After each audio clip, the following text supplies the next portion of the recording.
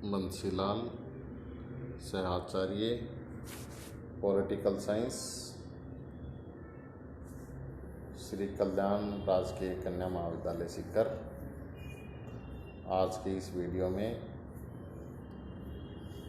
प्लेटो के संपत्ति के साम्यवाद की आलोचनाओं पर चर्चा करेंगे। इससे पहले मैंने जो आपके साथ PDF शेयर किया था उसमें प्लेटो के संपत्ति के साम्यवाद के बारे में बताया था। आज विभिन्न विद्वानों द्वारा प्लेटो के इस संपत्ति के साम्यवाद की गई आलोचनाओं पर चर्चा करेंगे। प्लेटो के संपत्ति के साम्यवाद की विभिन्न विद्वानों ने अपने अपने दृष्टिकोण से आलोचनाएं की हैं। सबसे पहले इन आलोचनाओं को अपन दो भागों में बांट लेते हैं। एक प्लेटो के प्रमुख शिष्य अरस्तु द्वारा की गई आलोचनाएं और दूसरे अन्य विद्वानों द्वारा की गई आलोचनाएं। सबसे पहले आज अरस्तु द्वारा की गई आलोचनाओं पर प्रकाश डालेंगे। अरस्तु को प्लेटो का प्रमुख शिष्य माना जाता है। अरस्तु ने प्लेटो के संपत्ति के साम्यवाद की विभिन्न आधारों पर आलोचनाएं की हैं, जिनमें से प्रमुख आलोचनाएं इस प्रकार हैं। सबसे पहले नंबर 1, अरस्तु का मानना है कि प्लेटो का यह विचार मानवीय प्रकृति की मूलभूत प्रवृत्तियों के विपरीत है। निजी संपत्ति प्राप्त करना मानव की स्वाभाविक प्रवृत्ति होती है। अगर उसे इससे वंचित किया जाए तो यह उसकी प्रकृति के विपरीत होगा। अर्थात प्रत्येक व्यक्ति अधिक से अधिक संपत्ति अर्जित करना चाहता है। यह मानव स्वभाव है। अगर इसे अपन रोकेंगे तो ये व्यक्ति की स्वाभाविक प्रकृति के विपरीत होगा। अरस्तु की दूसरी आलोचना,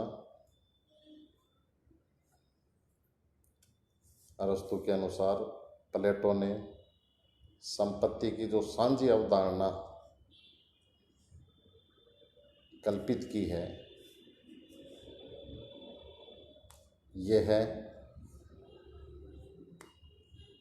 कल्पना सामाजिक कल्याण में कारगर नहीं है। अगली आलोचना, निजी संपत्ति की प्रथा का विकास हमारी सभ्यता के विकास का प्रतीक है। इसका अभाव विकास के मार्ग को अवरुद्ध करता है। अरस्तु के अनुसार अगली आलोचना, संपत्ति के साम्यवाद से परोपकार और उदारता की श्रेष्ठ मानवीय संभावनाएं समाप्त हो जाएंगी। मनुष्य परोपकार संबंधी कार्य निजी संपत्ति के आधार पर ही करता है। अर्थात निजी संपत्ति की भावना व्यक्ति को परोपकार और उदारता से जुड़े कार्य करने को प्रेरित करती है। अगली आलोचना, अरस्तु के अनुसार निजी संपत्ति की भावना प्रतियोगिता को जन्म देती है और इस प्रतियोगिता से व्यक्ति व समाज दोनों का विकास होता है। अगर निजी संपत्ति को समाप्त कर दिया जाएगा तो समाज से प्रतियोगिता ही खत्म हो जाएगी। अगली आलोचना, प्लेटो का यह साम्यवाद बहुमत के लिए न होकर केवल शासक वर्ग के लिए है। इससे राज्य में विभाजन होगा तथा फूट, ईर्ष्या व कलह की संभावना प्रबल होगी। अर्थात प्लेटो ने अपना ये जो साम्यवाद बताया है ये शासक वर्ग और सैनिक वर्ग के लिए बताया है, जो कि अल्पमत है, और उत्पादक वर्ग के लिए यह साम्यवाद लागू नहीं, जो कि बहुमत वर्ग है। अगर अल्पमत के लिए ये लगा देंगे और बहुमत को इससे दूर रखेंगे तो समाज का विभाजन हो जाएगा। अगली आलोचना, अरस्तु के अनुसार बिना संपत्ति के अभिभावक वर्ग सुखी नहीं रहेगा, और जिस राज्य में शासक वर्ग सुखी नहीं होगा उस राज्य में प्रजा कैसे सुखी रह सकती है। अगली आलोचना, राज्य में एकता को उचित शिक्षा द्वारा ही बढ़ाया जाना चाहिए, साम्यवाद से नहीं। अरस्तु का मानना है कि प्लेटो स्वयं ही आत्मिक उपायों को भौतिक उपायों से अधिक महत्व देते हैं। अतः अरस्तु के अनुसार राज्य की एकता के लिए साम्यवाद एक गौण उपाय है। और अरस्तु के द्वारा की गई अंतिम आलोचना, प्लेटो आवश्यकता से अधिक राज्य में एकता लाने की प्रवृत्ति पर बल देते हैं। वे ऐसा करते समय यह भूल जाते हैं कि वे राज्य की वेदी पर व्यक्तियों की इच्छाओं का बलिदान कर रहे हैं।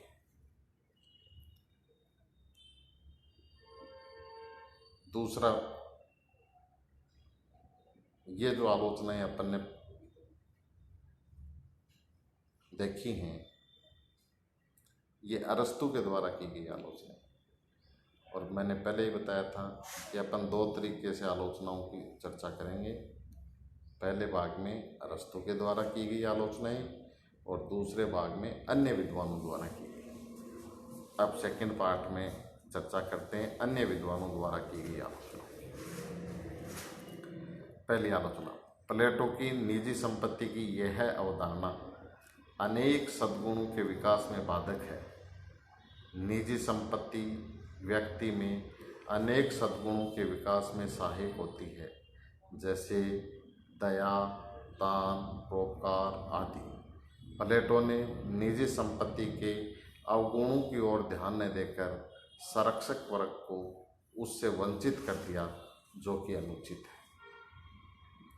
दूसरी आलोचना, निजी संपत्ति के अभाव में यह बताना कठिन होगा कि किस व्यक्ति का समाज में कितना योगदान है।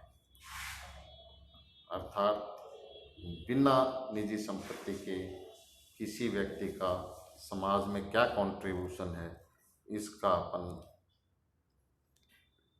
कैलकुलेट नहीं कर सकते।